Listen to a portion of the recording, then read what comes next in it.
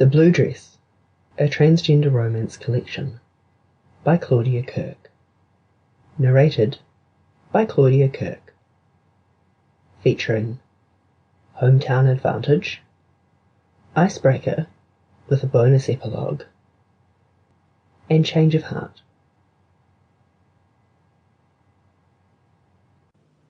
Hometown Advantage, a Transgender Romance, by Claudia Kirk. Narrated by Claudia Kirk.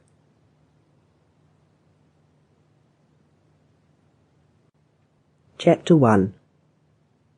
Zack sat staring out the window of the bus as the countryside rolling past started to become more and more familiar.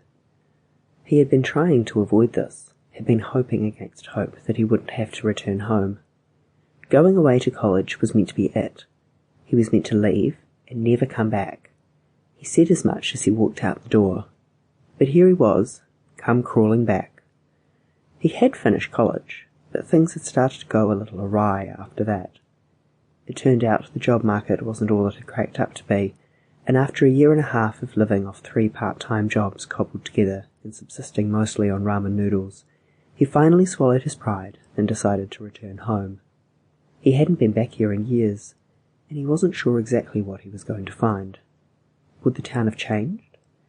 Would it all be exactly the way he remembered?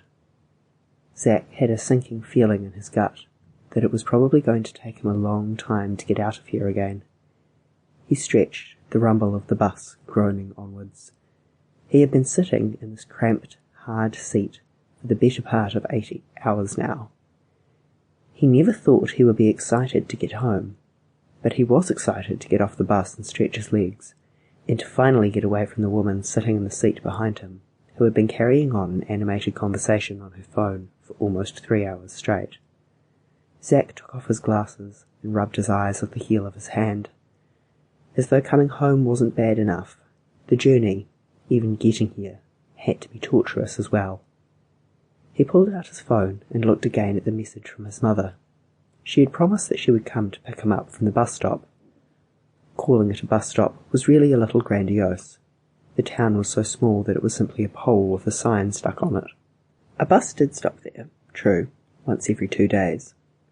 Zack tried hard to suppress a shudder, the idea of being somewhere so far from the rest of civilization, so far from a city, and with no real way to get out, aside from the bus which ran a few times a week, made him feel ill.